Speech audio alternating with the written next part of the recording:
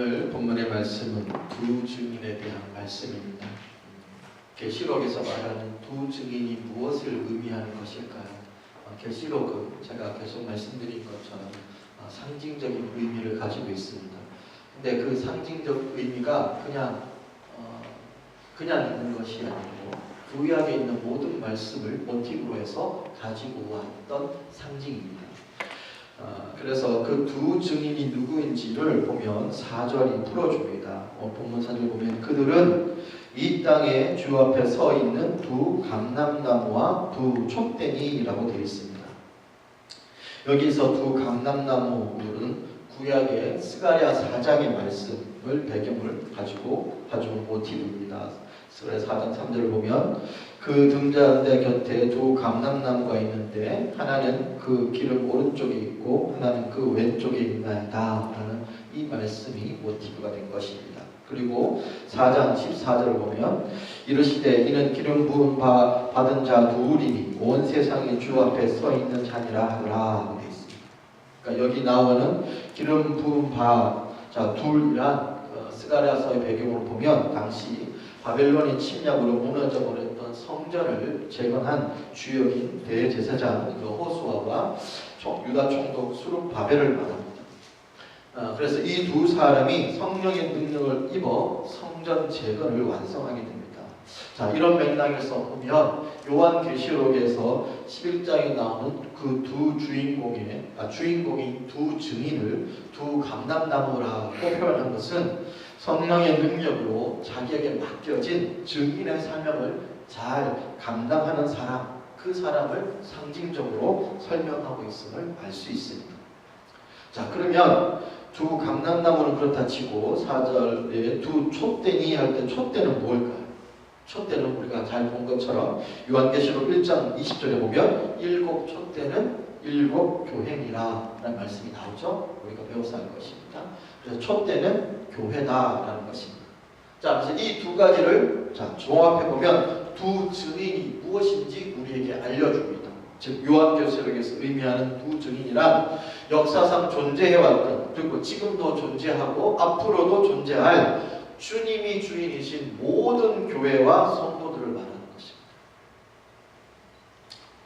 두 증인이란 오고 가는 모든 세상 가운데 주님을 주인 삼은 모든 교회, 모든 성도, 그가 두 증인입니다.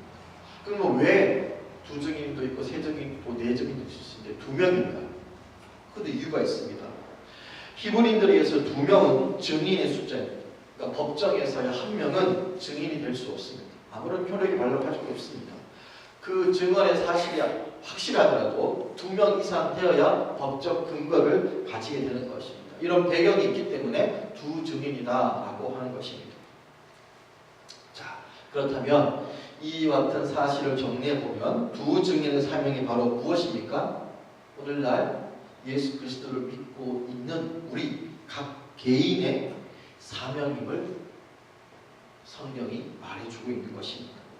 마지막 때에 우리가 감당해야 할 사명, 그 사명을 요한계시록은 두 증인이라는 표현을 통해서 우리에게 말씀하고 있다는 것입니다.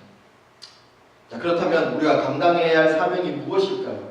본문 3절이 설명해 줍니다. 우리 3절 말씀을 다시 한번 읽을까요? 시작. 내가 나의 두 증인에게 권세를 주리니 그들이 붉은 베옷을 입고 1260일을 예언하리라. 아멘. 1260일, 여기에 이런 한정된 숫자, 이게 상징수인데 하나님의 말씀을 전하는 기간을 말하는 것입니다. 즉 1260일 동안, 한정된 기간 동안 하나님의 말씀을 전하는 것입니다. 제가 지난주 11장 할 때 성전 바깥 마당이 거룩한 성을 42달 동안 짓밟히리라 했습니다. 42달이나 1260일이나 같은 얘기입니다. 근데 고난받는 건 짧게 표현하고 말씀을 전하는 것, 그 복음은 길게 표현하기 위해서 그 말을 바꾼 것뿐입니다. 같은 기간입니다. 한정된 기간에 하나님의 말씀을 전하라 라는 것이 증인의 사명인 것입니다. 즉 우리가 사도행전에서 보는 것처럼 땅끝까지 이르러, 마태복음에서 보는 것처럼 우리에게 마지막 주신 지상 명령인 것처럼 땅끝까지 내가 사는 한 주의 말씀을 전하는, 말씀을 땅끝까지 이르도록 알리는 그것이 우리 모든 그리스도인의 증인된 사명이다라는 것입니다. 자, 그런데 이 맡겨주신 이 하나님의 사명을 어떻게 감당하라고 성경은 지금 말씀하고 있느냐라는 것입니다. 3절을 보면 내가 나의 두 증인에게 권세를 주겠다라고 합니다. 여러분, 우리가 생각하면 권세라고 하면 힘, 능력, 파워를 생각할 수 있습니다. 근데 놀랍게도 이 권세라는 단어가 헬라어로 엑수시아입니다. 여기에 놀라움이 있습니다. 권세라고 지칭하는 헬라어가 두나미스가 아닙니다. 두나미스, 성령을 말하는 두나미스가 파워, 힘을 상징하는 건데, 그 두나미스라는 헬라어를 안 쓰고 엑수시아라고 썼다는 말은 무엇이냐? 우리가 1260일 동안 하나님의 말씀을 전할 때 엑수시아의 능력으로 전하라는 것입니다. 엑수시아는 무엇이냐? 그 뜻은 본질에서부터 나오는 권세다라는 뜻입니다. 본질이 무엇입니까? 우리에게 예수 그리스도. 그분으로부터 나오는 권세, 즉 하나님의 존재, 하나님의 자녀라는 그 존재됨으로부터, 다른 말로 예수님을 닮은 그 성품으로부터 나오는 그 권세로 말씀을 전하다.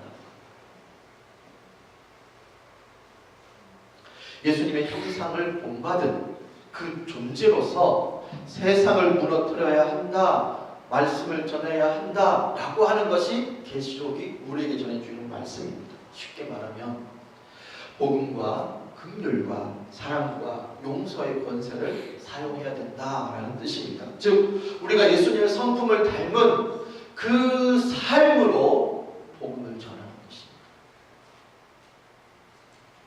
여러분, 이건 무엇을 의미할까요?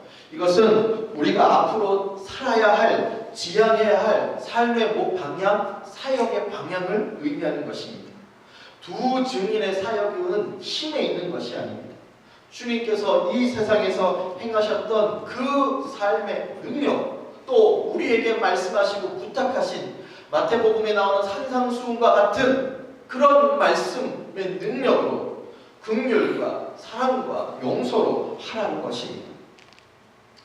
우리에게 맡겨진 그 사명을 감당함에 있어 가장 필요한 것이 사랑일 텐데, 고린도전서 13장에 보면 구체적으로 무엇인지 그 사랑에 대한 정의를 일목요연하게 정리해 줍니다.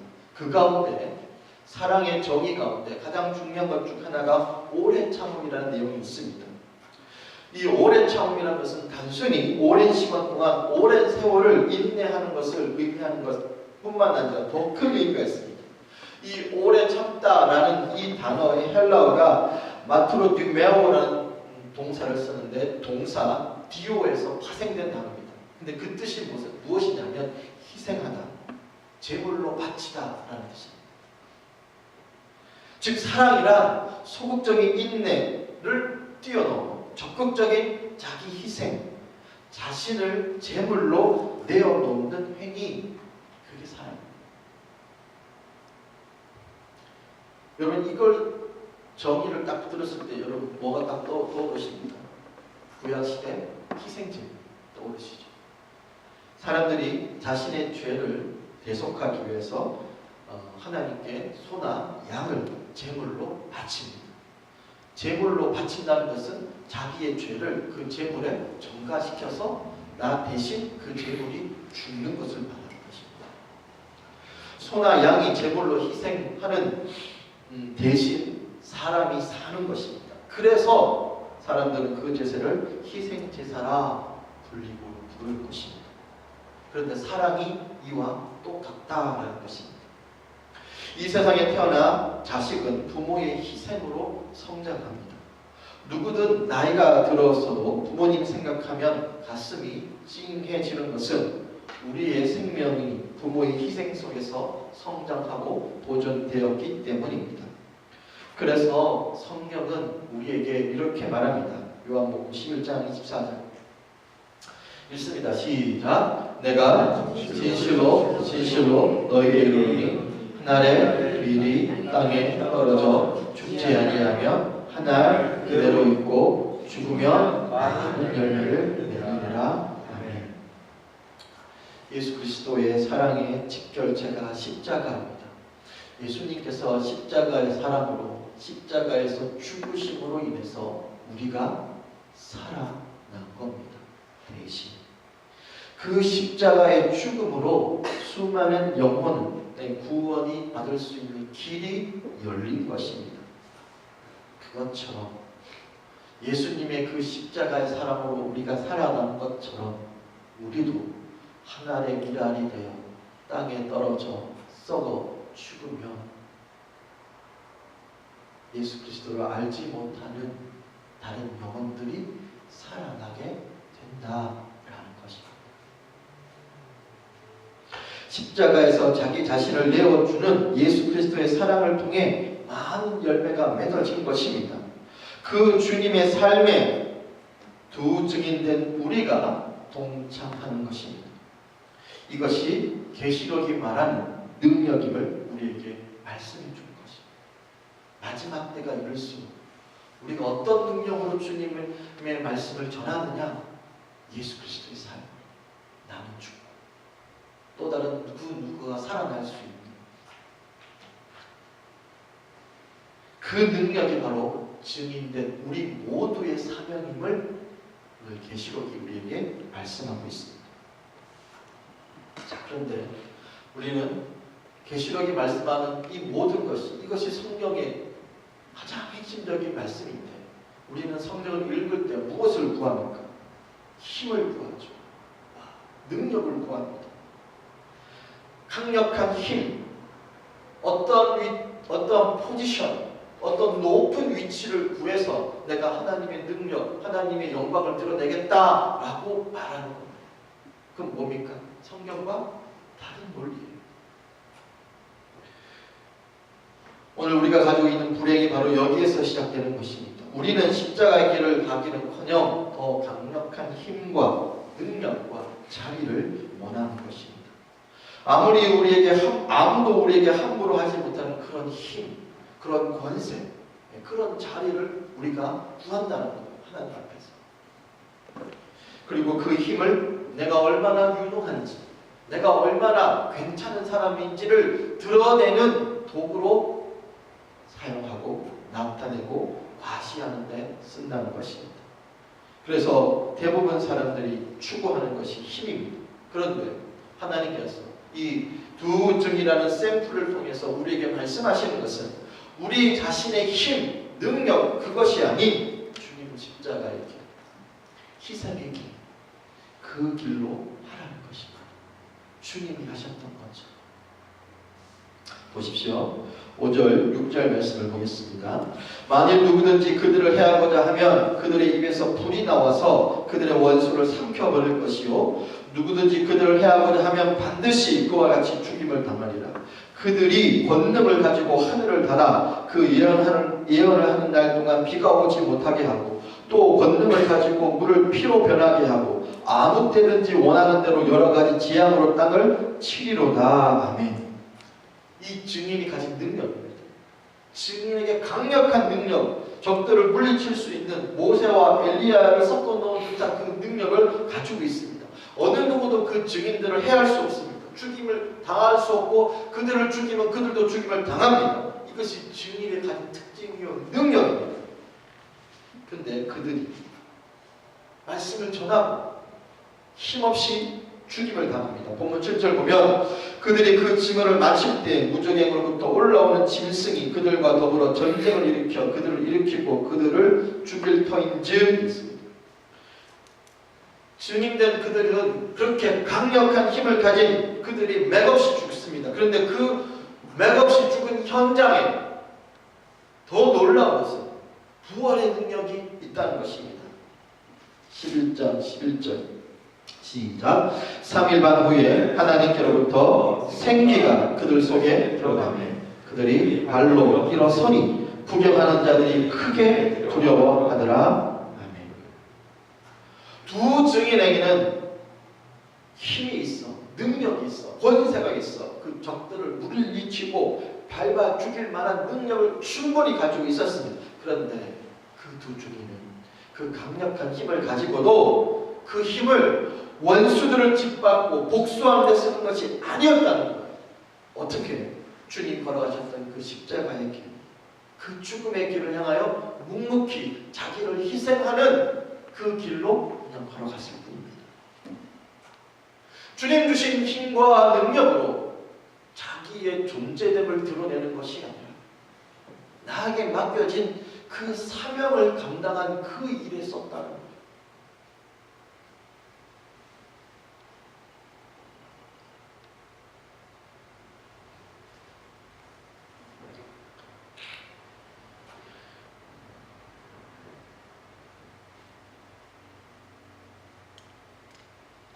주님께서 증인된 우리에게, 오늘을 살아가는 우리에게 주시고자 하는 능력이 바로 이 능력입니다. 증인된 우리가, 예수 그리스도의 증인된 우리가 걸어가야 할 그 길은 엑소시아의 권세로 가는 길입니다. 본질이신 예수님으로부터, 하나님의 자녀라는 그 존재됨으로부터, 예수님을 닮은 그 성품으로 나오는 그 힘, 그 권세로 가는 것입니다. 이 능력이 여러분에게 부어지시기를 주님의 이름으로 축원드립니다. 더불어 오늘 3절에 보면 능력을 받은 두 증인, 그 이후에 그들이 굵은 베옷을 입었다라고 되어 있습니다. 3절 보면 내가 나의 두 증인의 권세를 주리니 그들이 굵은 베옷을 입고 라고 되어 있습니다. 여러분 구약에 보면 선지자들이 타락한 백성에게 회개를 촉구할 때 베옷을 입고 말씀을 전합니다. 이런 맥락에서 보면 두 증인이 굵은 베옷을 입었다라는 것은 무엇이냐면 그들이 회개를 촉구하는 역할을 했다라는 것입니다. 제가 증인이 뭐라고 했습니까? 보고 가는 모든 예수님이 주인이 되시는 교회와 성도라고 했습니다. 그 성도는, 증인은 세상의 모든 사람들을 회개할 수 있도록 만드는 사람, 그게 우리의 사명입니다. 즉 교회는 회개를 촉구하는 공동체라는 것입니다. 교회는 참회하는 공동체라는 것입니다. 호주의 신학학자 레본 모리스가 이렇게 말했습니다. 교회는 참회하는 교회일 때만 능력 있는 교회이다 라고 했습니다. 오늘 계시록 11장 마지막 부분에 보면 두 증인의 증거를 통해, 그 두 증인의 사역을 통해 비로소 소수지만 하나님께서 돌아오는 역사가 있게 됩니다. 13절 보십시오. 읽습니다. 시작. 그때 큰 지진이 나서 성 10분의 1이 무너지고 지진에 죽은 사람이 7천이라. 그 남은 자들이 두려워하여 영광을 하나님께 돌리더라. 아멘. 우리가 계시록 계속 봐왔지만 그동안 인심판, 나팔 심판과 같은 엄청난 심판이 계속 되었는데 사람들이 회개했습니까? 안 했습니까? 회개하지 않았다는 것은 오히려 더 우상 숭배하고 하나님을 대적했습니다. 그런데 이 두 증인의 사역을 통해, 두 증인의 사랑을 통해 그들이 감동되고 알아주고 소수지만 주님께 돌아오는 역사가 일어난 것입니다. 어떻게 이렇게 될 수 있을까요? 바로 우리가 계시록 10장에서 마지막에서 본 것처럼 먼저 두루마리를 먹은, 말씀을 먹은, 말씀의 공급이 있었기 때문에 그 말씀의 공급을 통해 주님의 사랑을, 주님의 성품을 깨닫고 그 말씀이 내 삶으로 되어진 그 삶이 있었기에 그 사람이 두 증인된 삶을 살아갈 수 있는 출발점이 되었던 것입니다. 그래서 이 두 증인 11장 사역이 있기 전에 10장 마지막에 두루마리를 먹어라 하는 두루마리 먹는 사건이 나오는 것입니다. 말씀을 먹는 것이 왜 중요한지 아시겠습니까? 마지막 때에 우리가 두 증인으로서 살아갈 수 있는 모든 힘과 능력의 근원이 말씀입니다. 다르게 말하면 내가 말씀을 먹지 않겠다는 것은 내가 살아야 할 존재된 가치로 살지 않겠다는 것과 똑같은 거예요. 또 다르게 내 힘으로 살겠다는 것과 똑같은 거예요. 그럼 뭘 의미하는 거예요? 불신한 거예요. 여러분, 우리가 말씀을 먹지 않는다는 것은 단순한 게 아니에요. 우리가 기도를 하지 않는다는 것은 단순한 의미가 아닙니다. 굉장히 많은 걸 포함합니다. 말씀을 읽지 않고 기도를 하지 않는다는 것은 내가 여전히 내 삶의 주인이라는 것을 스스로 표현하는 것이고, 내가 내 능력으로 살겠다라고 하는 것을 스스로 나타내는 것이고 주장하는 것이고, 내가 하나님보다 내가 더 우선임을 나타내는 것이다. 그걸 다 표현하고 다 담는 게 말씀과 기도를 하지 않는 겁니다.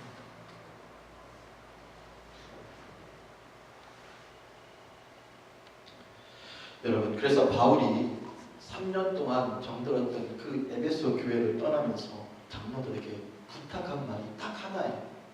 놀랍게 들어보십시오. 사도행전 20장 32절입니다. 시작.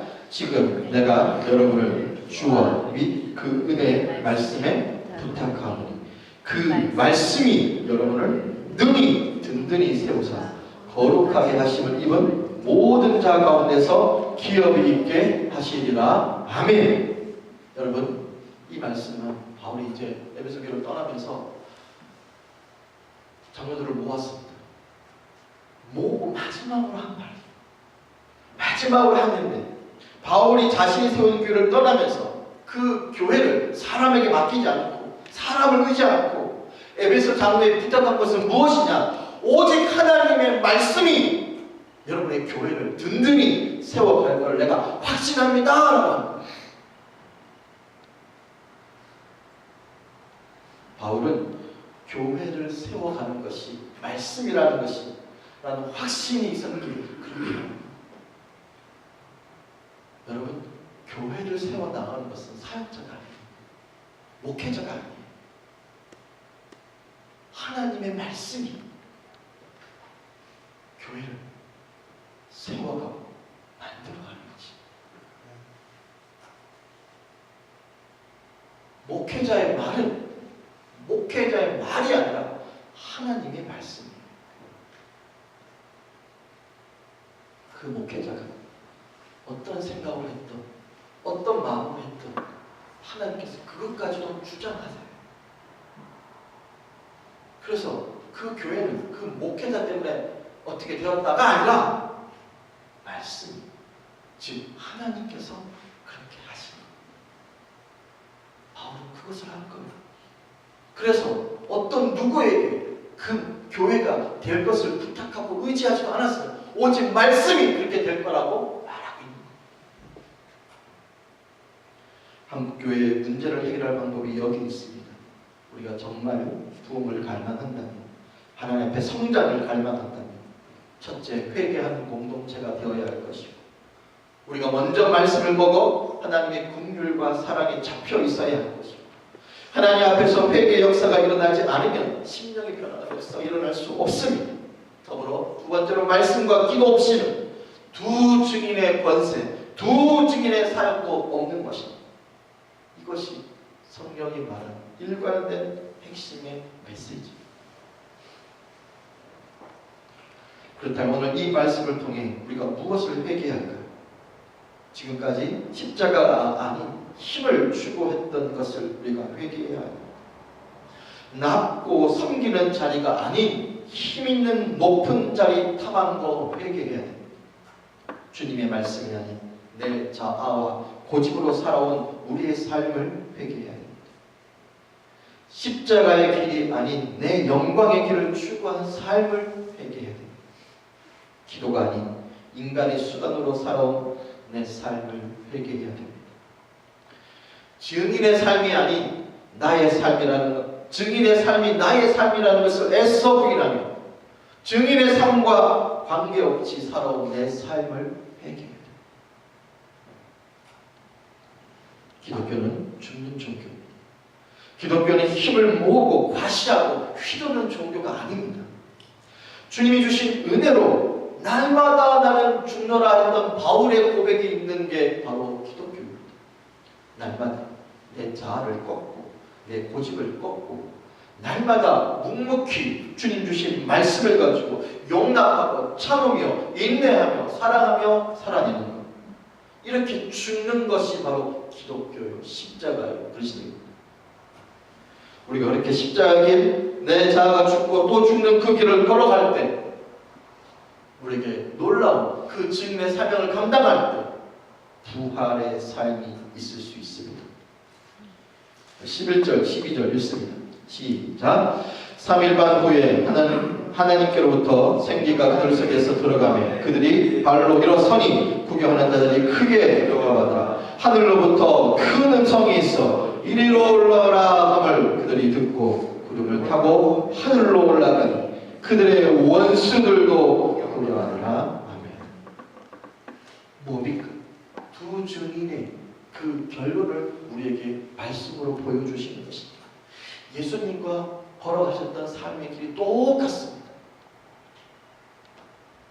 두 증인의 삶을 감당하는 자에게 예수님과 똑같은 길을 걷는 길임을 허락해 주시고 알려주시는 말씀이기도 하고, 더불어 마지막 심판 때에 예수님께서 네가 나와 똑같은 길을 걸었구나 라는 말씀을 들을 수 있는 길이기도 하며, 마지막 때 주님께서 이리로 올라오라 라는 말씀을 우리에게 주신다라는 것입니다. 여러분, 세상적으로 아무리 성공해도 그것이 주님 보시기에 아니면 헛수고입니다. 주님과 다른 길을 걸었다면 헛수고입니다. 근데 안타깝게도 지금 많은 그리스도인이 주님과 관계없는 길을 걷고 있습니다. 어떤 명목 아래? 주님의 영광을 드러내겠다는 이름 아래 자기 욕망의 표현입니다. 내가 하고 싶은 일을 주님의 이름을 갖다 붙여서 주님의 영광이라고 합니다. 주님이 나는 너 모른다 라고 하시면 어떻게 하십니까?